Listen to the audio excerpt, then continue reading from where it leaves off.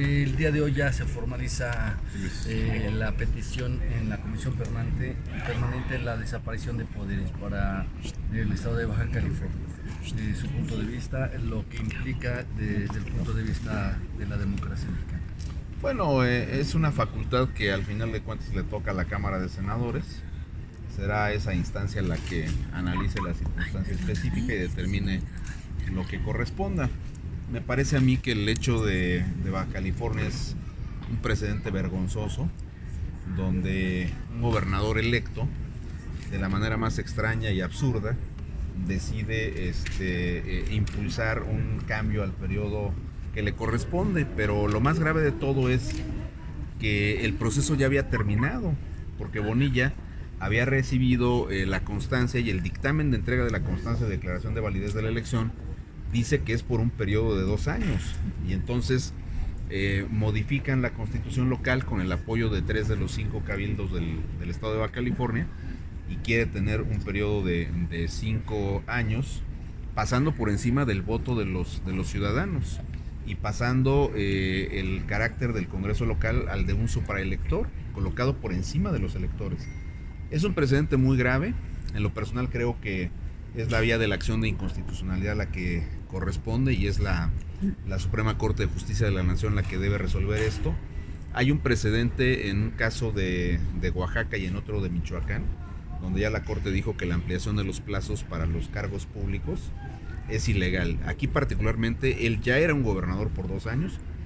No es cierto de que no supiera, tampoco es cierto que es un tema solo de los diputados, porque él estaba enterado. Él desarrolló una estrategia jurídica a través de su equipo a lo largo del proceso. Tan es así que hubo 2 resoluciones del Tribunal Electoral, una de la Corte por vía también de una acción de inconstitucionalidad, y una lamentable decisión del Tribunal Estatal Electoral que le había dado la razón. Entonces creo que esa situación, insisto, debe ser corregida, no debe quedar como un precedente.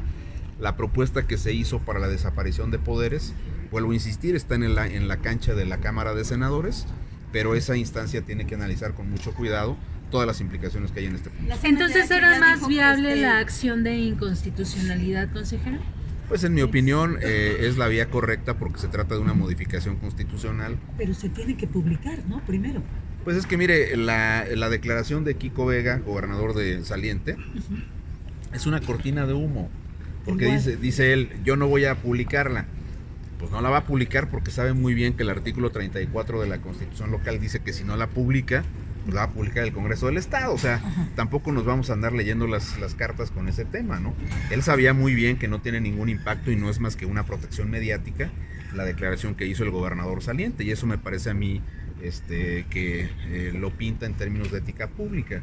Es de verdad un precedente vergonzoso, y creo que ya sea por la vía que le corresponde explorar al Senado o por la vía de la acción de inconstitucionalidad que le corresponde a la Corte, se tiene que eliminar este precedente, porque sería tanto como darle luz verde para que los congresos estatales tengan tentaciones para ampliar o reducir periodos. Se hablaba que incluso en caso de que procediera alguno de los recursos, el Bonilla quedaría inhabilitado para ejercer el cargo.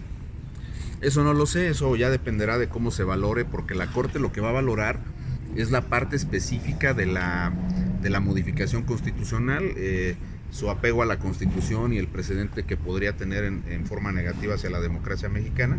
Pero vamos a ver, yo creo que la decisión tomada por los diputados debe ser analizada en sus últimas consecuencias, y si hay necesidad de desahogar procedimientos de investigación y establecer responsabilidades de tipo penal, se tiene que hacer.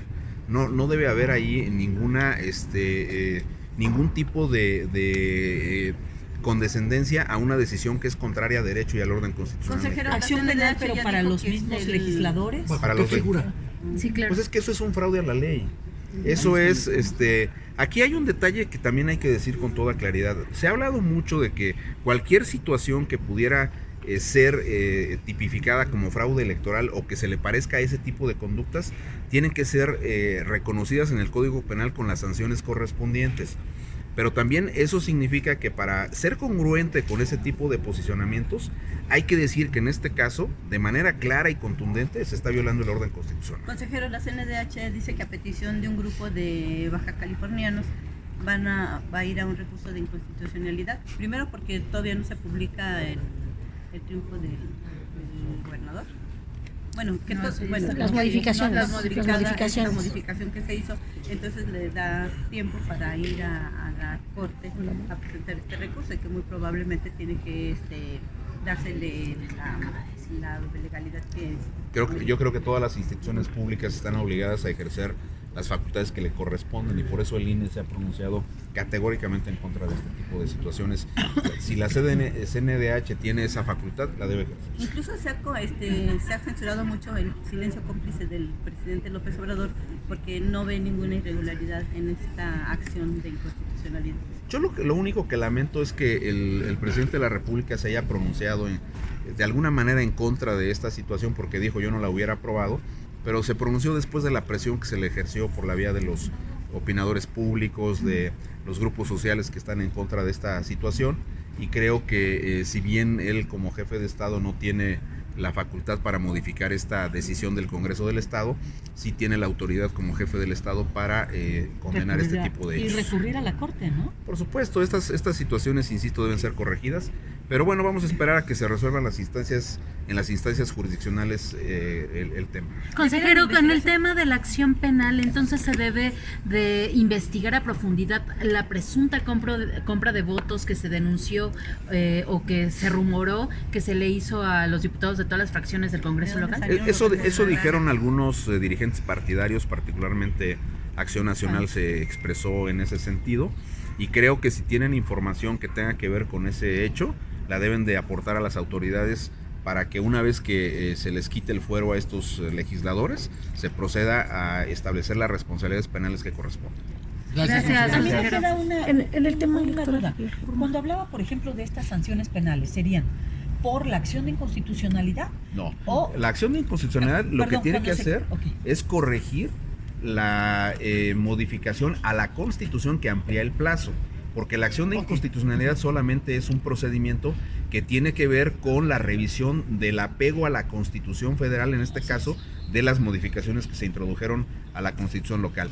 Pero la conducta de los legisladores que ha sido señalada, yo no tengo ningún elemento para sostenerlo así, pero algunos dirigentes, algunos líderes políticos importantes han señalado que ha habido allí alguna situación que pudiera implicar situaciones pues de corrupción en la aprobación de ese dictamen. Toda esa información tiene que ser canalizada para que sean investigados y sean en su caso sancionados estos legisladores que, insisto, han traicionado el voto popular y han querido construir de la nada diciendo que los bajacalifornianos pidieron eso. ¿Cuándo se los pidieron? Pues si la elección ya había acabado, ya se había votado, y todavía para acabarla de amolar, uno de los subsecretarios el día de ayer nos sale a decir, o antier nos sale a decir en un artículo que el periodo no está señalado en la boleta. ¿Desde cuándo en México las elecciones incluyen en la boleta electoral el periodo por el cual se ejerce esa elección? Y por otro lado nos dice que de acuerdo al 105 constitucional no se pueden modificar las normas en los 90 días previos a al inicio del proceso electoral, lo cual es cierto.